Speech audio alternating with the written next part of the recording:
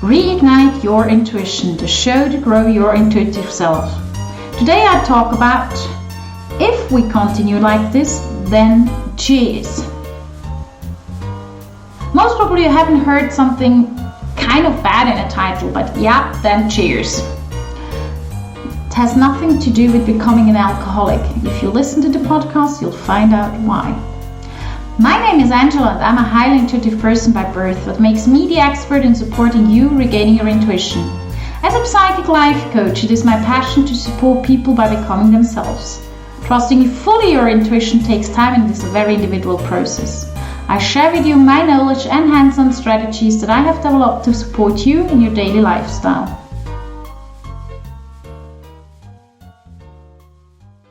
Well, this cheers part is coming from my German background due to the fact that if something is not going too well, we're going like, oh, damn, Prost. Prost means also cheers. So cheers can be something good and bad. Well, as a matter of fact, what I want to talk about is our really interesting generation. I see a lot of people who are extremely pushing on careers and going up and further and higher and higher and faster and faster and faster and faster and faster. Oh, by the way, did I mention that beside careers you have to have a family? Okay, and these children have to go to special schools and to music school and to sports and have to do this and have to be best in everything. That. Wait a second.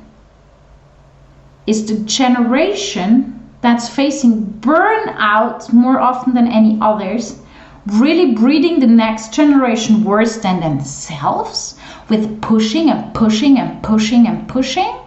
Yes? Really? That's how I see it. Shame on you. What the hell?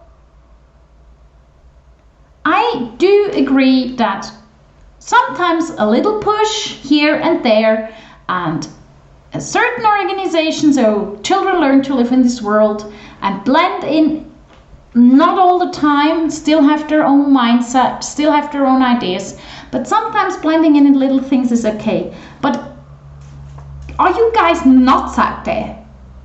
The worst thing is mommy and daddy designer dressing, I love designer clothes, by the way, but don't buy things you can't afford. And all of a sudden they realize, oh my goodness, we are mid-30s or even 40, we need a child. We need, as I call it, a quote child. So that you match the quotes. You need to, you have to be in the numbers, okay? So then you get this child, but you still go ahead with your careers, 100%, both of you. Then you can afford a nanny, which is awesome because this person loves your child most probably more than you do. But in the meanwhile, you still have to be the perfect housewife. You have to make dinner parties, blah, blah, blah, blah, blah, blah, blah. Really? Are you happy with that? Then go ahead. Really go ahead. But I have not met one couple that's really happy with that. First of all, if you want to have a career and you don't want to have children, that's okay. If you want to have a career and you want to have children, that's okay too. There is countries that are easier to live with like that, and some countries are a bit harder to live in like with that. But there is always a solution. I'm not saying don't go working or don't make a career, but I'm saying use your freaking brain, use your freaking person, and listen to your heart and less to your account, your bank account. There's families out there, I know they have to work like dummies to feed all of them. And they're working and they feel so guilty because they're not home often enough, as they would say. That's okay. That's really okay. But hey, really? I went to the ballet, I went riding, one after the other, not at the same time. I went to music school, but I remember we had like on 1 or 2 evenings something, or Wednesday afternoon, I don't remember exactly how many times, but not every day. Just not every day after school. And by the way, if you need several teachers to teach the topics, can you explain me why your child has to know and understand everything perfectly fine? They're not machines. And yes, it's a topic that pisses me off. I can't even say freaking me out. It's pissing me off. And yes, I'm a woman without children who decided to not want to have children. Even worse. But for heaven's sakes, you're not obliged to have children. And you're not obliged to make a career. None of you. And I'm talking to female and male. And not just, the game like, oh, let's have fun and then you have the kid.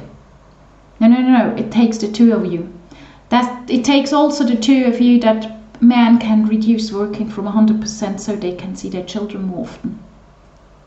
And it takes the two of you to go this equal payment way. We still have that way too many times in this world.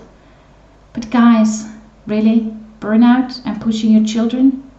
Or the worst is that children achieve what you were not able to.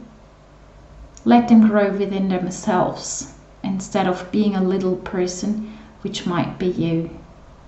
Because this person, this little individual, is not able to make you happy the way you want to have it, making you happy by becoming a W.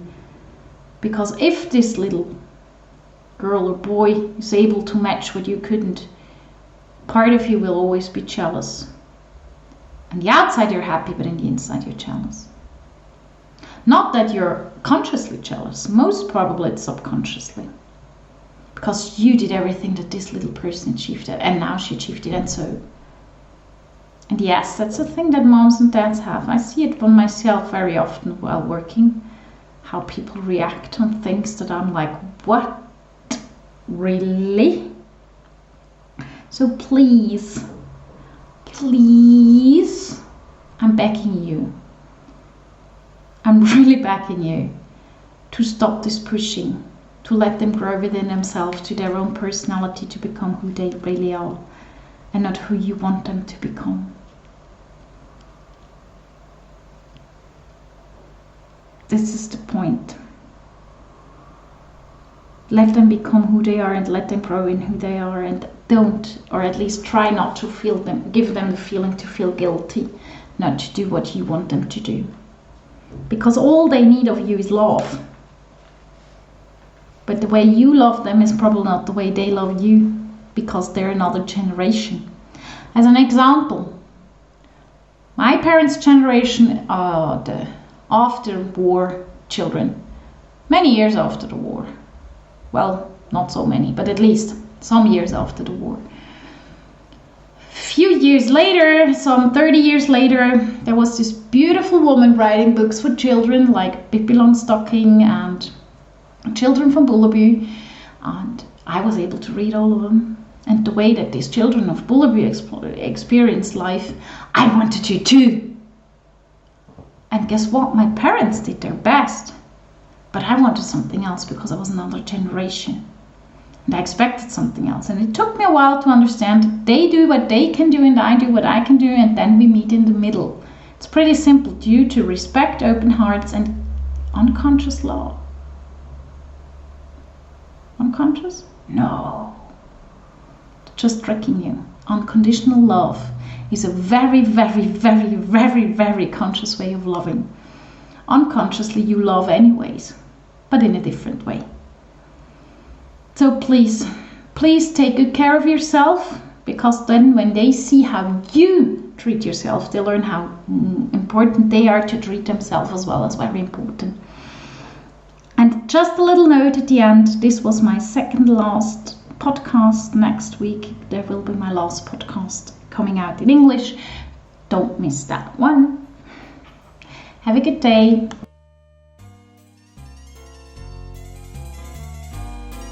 Are you ready for being you? Are you ready to change certain things because of the cheese? Yes, then go to angelahack.com, work with me and book a 30-minute free call with me where you can find out what's going on. Thank you very much for listening to Reignite Your Intuition.